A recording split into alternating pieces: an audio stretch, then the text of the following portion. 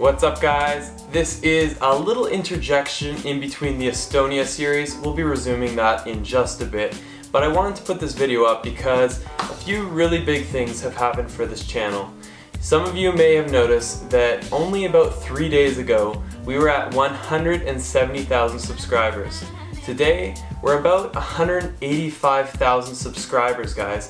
Absolutely crazy. With that blowing up has come some good things and some negative things, and so I wanted to kind of dive into that. But the first thing that I wanted to talk about, guys, is something that I'm just so excited about. With it. Okay, how do we want to do that? The handle's over here. So I know, babe, but I was you ruined it, baby. You're supposed to be ready. No, I thought I was going to pull it this way, Christian. Maybe, okay. Without further ado, I would like to introduce you to the Lost Apparel lineup. Guys, this is V1, version 1 of the Lost Tee. V2 is on the website. Guys, head over there, check it out. My merchandise is now live, and I'm giving out free Lost stickers. Ding! You can get one of these for free, guys. Head over to the website, check it out, get yourself a free sticker. Now, the reason you came here. So about 4 days ago, I started to notice my average growth per day was like accelerating significantly. Like, I think 4 days ago I had about 1,200 subs on the day. The next day was about 2,000. The day after was about 3,500. And today is my biggest growth day ever. 5,700 subscribers in one day.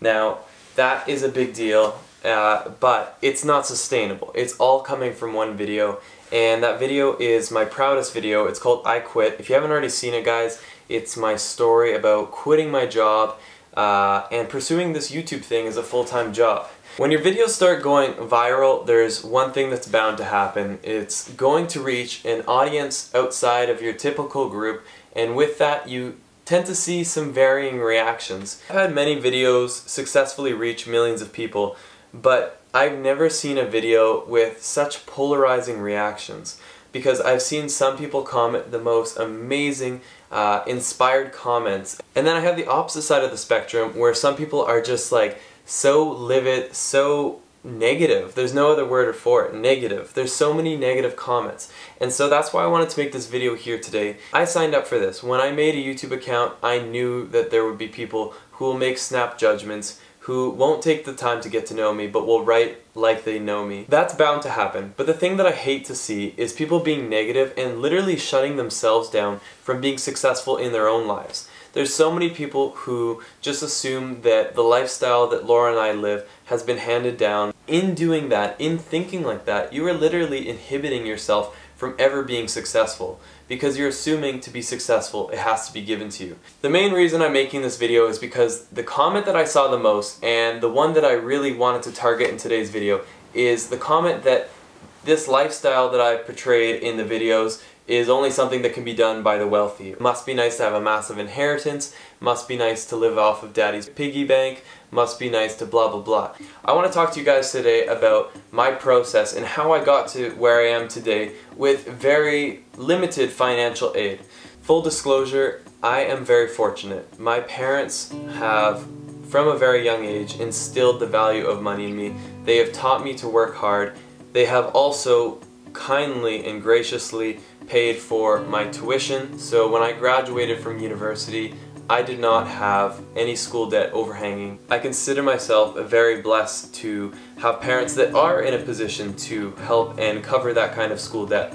I have covered every single other cost, from clothing to food to housing. I started working when I was 13. I got a job as a dishwasher at a local restaurant, and I've never stopped since. At the age of 17 or 18, I had a landscaping business. When I quit my full-time job as an accountant to pursue this crazy social media path, I literally had about $2,000 to my name. I had no income coming in, and I lost a decent amount of money on my lease because I canceled it prematurely because I realized that I needed to pursue my passion unconditionally. For me, it's never been a question of can we do it, but how are we going to do it? And so the moment I decided that I was going to go and become a full-time YouTuber, I was like, how are we going to save the money so that we can kickstart this career? I called up a friend who did labor work, and he got me a job pretty much on spot. I was making $15 an hour. I was 15-20 feet up, working about 12-hour days, putting metal trim up in a Best Buy. And if you don't know what Best Buy is, it's like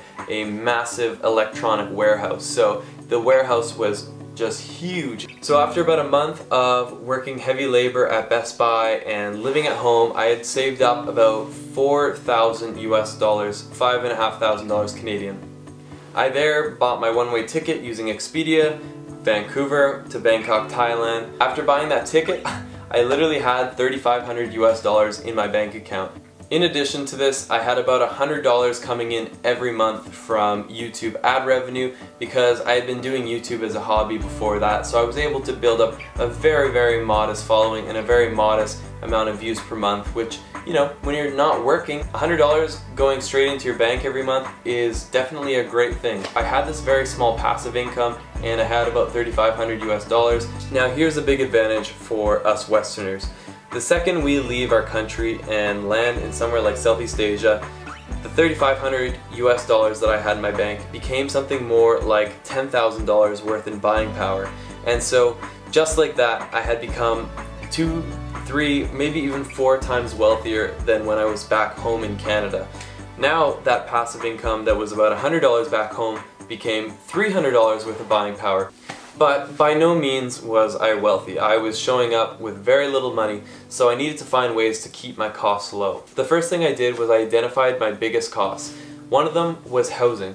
So how did I keep my housing costs low? Well, I literally knocked on every single hostel, guest house, every single door until I found a free bed. I was leveraging my social media. I would give people exposure in a video in return for a free place to sleep. And so through doing that, I was actually able to probably get 80% of my accommodations covered. Now, this goes back to me being a hardworking person because, guys, it didn't always happen on the first knock. Sometimes it took as much as like knocking on 10 guest houses and you're carrying your massive bag and you're just ready to give up and there's sweat dripping down your back, but then you finally meet the guest manager and he's like, yeah, you can sleep here tonight. You know, it's one of those things, again, you have to really want this. And a lot of people just see my video and they're like, oh, he got this given to him. But I'm here to tell you guys, you can do this too. This is my point of doing this entire video, is like, do you really want this? And that's the same spiel any entrepreneur will tell you. Nobody can do this for you. You have to want this. The same goes for my camera gear. I identified that my camera gear was going to be a massive expense, one that I really couldn't take at the time. And so what did I do? I created a really nicely written PDF and I started sending that PDF off to all sorts of companies, Sony, Panasonic. I was so fortunate to have come across a Panasonic representative that believed in my vision, believed in what I was doing, and they supplied me with a camera that I literally still use to this day, the Panasonic GH4. Not a cheap camera, and it has been an amazing camera to get me to where I am today. I really do attribute some of the success of my story to Panasonic getting behind me. So again, Panasonic, if you're watching. The next step I want to debunk is that traveling has to be expensive. So many people watched I Quit and they immediately assumed, again, this guy must be wealthy. He is at a beautiful beach, he's on a tropical island, this must be expensive. Traveling does not have to be expensive. You can buy a one-way ticket just like I did when I quit my job, going from Vancouver to Thailand. For me, I paid $500 US. If you're a North American, you can earn $500 in a matter of 4 days worth of work. But is that your priority to put the $500 towards travel? Maybe not, and that's totally up to you.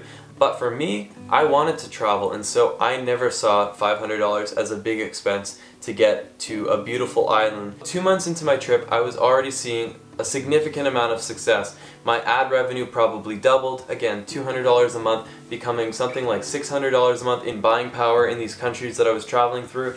And so all of a sudden, I had a decent amount of money that could sort of do something for me, but I was still burning through my money faster than I was earning. So I had a pressure on me that I needed to find a way to make more money quickly because it wouldn't be long till I burned through my reserve. All while doing this, the practice was the same. I was leveraging social media and I was eating cheaply. I was eating so much rice and chicken, it would make your head spin. Like at one point I just was like, I can't eat rice and chicken anymore. But then I looked at my bank account, I was like, okay, I'm gonna eat it again. By the third month, I had something really cool happen. It was my first month of breaking even through AdSense on YouTube and through doing a couple brand deals, very, very small deals. Like I think I was working with a bracelet company at the time. They paid me $100 for a post or something like that. That for me was the month where I had spent the same amount as I had earned.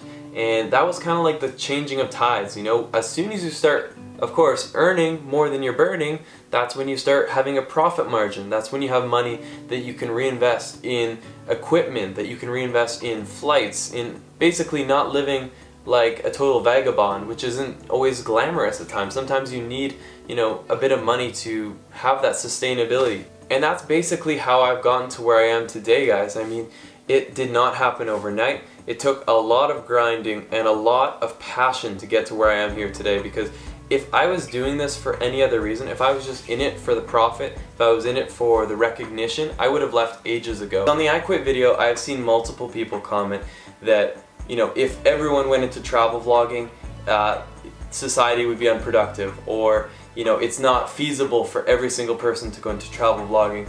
And the first thing I want to say is that I Quit was not a video to promote travel vlogging. It was to promote the idea of pursuing your passion. So passion didn't have to be something even remotely involved with YouTube or social media. I was more referring to the fact that there is so much power in pursuing the things that make you excited, because you excel in those things, and when you are doing something that you truly love, you work harder, you work longer, and you achieve more. And that's why I'm sitting here today, because that was my passion. I challenge people to find their passions, and that was kind of the idea behind I Quit. I also wanted to answer this comment. There's people who have been commenting, you know, what are you going to do when YouTube runs out? And to them I would say, like, what job guarantees you anything? There's so many jobs that have job security but yet are laying off people in mass numbers, and it's like, you can't find job security. It doesn't actually exist. I would rather be working with uncertainty, doing a job that I love, rather than feeling a false sense of job security at a job I didn't even care for.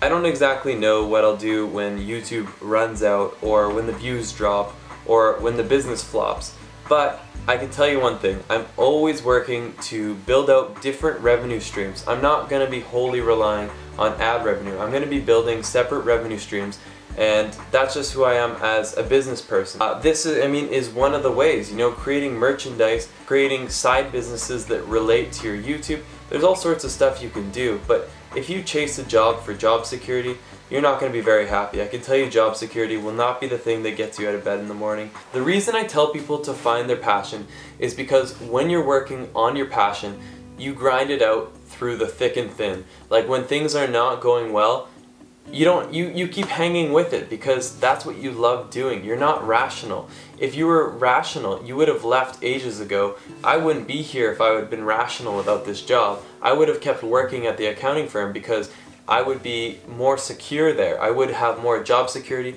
I would probably earn more money in the long run. But at the end of the day, this wasn't about making money. This was about enjoying my life. This was about doing something that got me excited. And that's what travel vlogging has been for me.